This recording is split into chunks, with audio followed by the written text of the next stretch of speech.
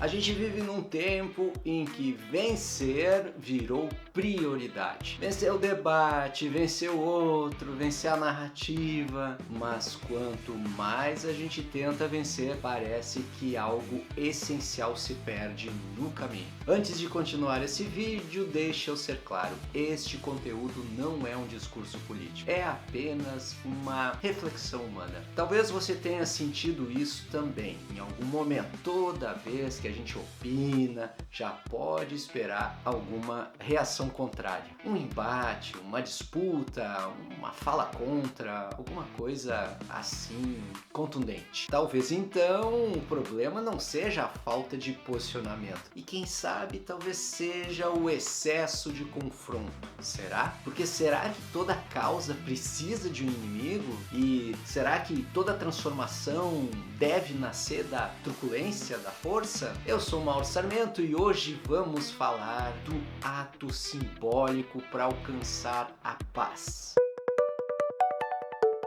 Eu vou dizer para vocês, eu me identifico muito com a ideia da arte como semente, como um gesto que devolve a humanidade pra gente. Na música temos alguns exemplos, meus amigos. O cantor Manu Chao, por exemplo, em uma das suas músicas, fala algo como um clandestino sendo apenas uma sombra caminhando pela cidade. A ideia dele certamente não é atacar ninguém diretamente, mas eu acho que é chamar atenção para as pessoas que se tornam invisíveis, gente que existe, mas que não é vista ou considerada porque não tem aquela licença para estar lá, aonde está, naquele país. Quando a gente escuta algo assim, acontece, pelo menos para mim, uma coisa curiosa. Eu não tenho vontade de ofender ninguém, eu não tenho vontade de reagir com dureza ou indignação. Eu tenho vontade de entender esse processo. E entender de verdade talvez seja uma das atitudes mais transformadoras que existe, porque tem a ver com conhecimento, porque muitos sistemas parecem funcionar muito melhor quando as pessoas não se reconhecem umas nas outras. Não sei se vocês estão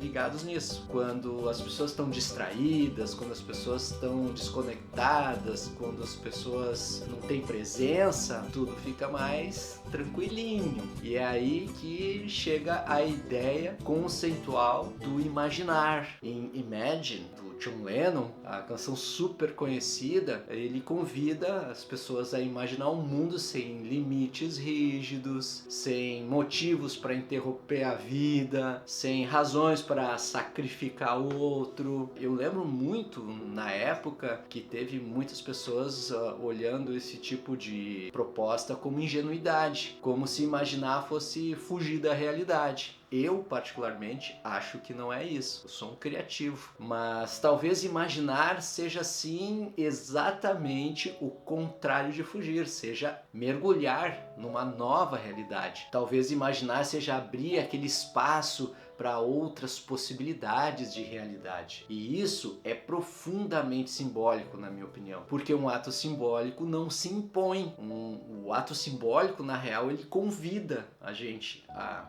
refletir, a pensar. E o que assusta mais essa galera? Nesse momento a gente pode se perguntar com muita sinceridade, o que é mais temido pelas estruturas baseadas em força? Mais um instrumento de destruição que elas não têm, por exemplo? Ou uma ideia de um conceito que dissolve a necessidade desse instrumento de destruição? Então eu chamo a atenção justamente para a gente olhar em como o símbolo age nesse lugar, propondo outra coisa, não pela imposição, mas pela consciência. É isso que a gente vê quando estuda a manifestação dos artistas em todas as épocas, quando a gente estuda a arte, os movimentos artísticos. Inclusive a gente pode pensar no corpo. Os artistas usam muito o corpo como linguagem, né? E o corpo é uma maravilha, pessoal, pois às vezes a gente sente, né, que o corpo entende as coisas muito antes da mente. Por exemplo, o Chico Science, aquele maracatu, né, malucão,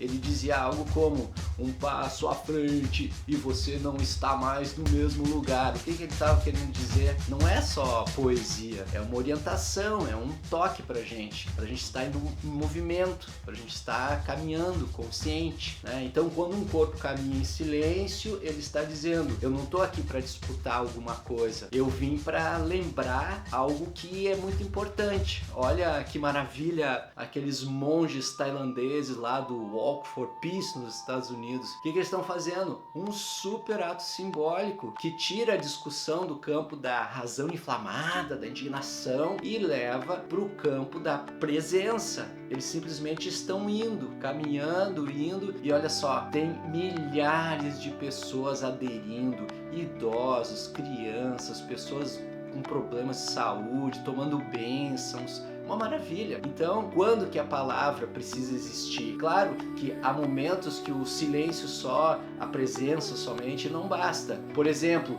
bandas como o grupo porto-riquenho Calle 13, né? Eles mostram isso muito bem. Nas suas músicas eles falam de dignidade, que temos que manter a dignidade, eles falam de voz, falam de estrutura e falam com atitude. Escuta lá, procura lá, Calle 13. Mas aí é justamente nesse momento que a gente começa a reparar uma coisa muito importante. Mesmo quando eles confrontam, o alvo não são pessoas, são estruturas. A indignação não é propriamente um problema. O problema é quando ela se torna ódio, quando ela divide famílias, divide pessoas, divide amigos. Essa é uma linha que um símbolo, por exemplo, nunca cruza. Mas vamos lá, qual é que é afinal desse tal de ato simbólico? Um ato simbólico não é algo fraco, é algo que mexe com a gente. Ele é algo preciso, incisivo, ele não tenta controlar ninguém, não tenta controlar o outro, ele cuida do espaço onde a convivência acontece, o espaço de diálogo. Caminhadas silenciosas pela paz, como olhamos no exemplo dos monges, não encerram o conflito imediatamente, mas deixam uma pergunta no ar. Se ainda existem pessoas dispostas a caminhar desse jeito, amoroso, quem exatamente perdeu o humano? O símbolo não aponta o dedão para você, ele oferece um espelho, e isso quem conhece sabe que é muito propriedade da sabedoria oriental. A gente precisa estudar a sabedoria oriental. E qual é a pergunta que fica? A questão não é se eu, você, fulano, ciclano, se nós concordamos. A questão é, a gente consegue sustentar a coesão, o consenso, a harmonia? A gente consegue sustentar o silêncio? A gente consegue sustentar a não agressão, sustentar o gesto, mesmo quando ninguém aplaude. É uma grande virtude, porque, vamos combinar, né? Atacar é um pá. É um descarrego, pode até ser um meio de te aliviar das indignações, das tensões, do estresse. A gente, né, joga, vomita em cima de alguém as coisas. Mas o símbolo pensado com inteligência, esse responsabiliza. Então, eu te convido a fazer uma escolha consciente. Talvez o mundo não precise de mais discursos inflamados. Talvez precise de mais pessoas dispostas a dizer com o corpo, dizer com a sua arte, com seus objetos de arte, dizer com seus gestos, criar gestos simbólicos, dizer que eu escolho não me tornar aquilo que eu critico. No fim, não é sobre vencer disputas, é sobre não perder a nossa humanidade. Essa que é a beleza da história toda, que esses monges e os artistas vêm mostrando para a humanidade. E toda vez que alguém escolhe o símbolo no lugar da agressão, o mundo respira um pouco melhor. Se você gostou desse conteúdo, deixe o seu like e compartilha com seus friends, aqueles que vocês acham que precisam refletir sobre ato simbólico. Até o próximo vídeo.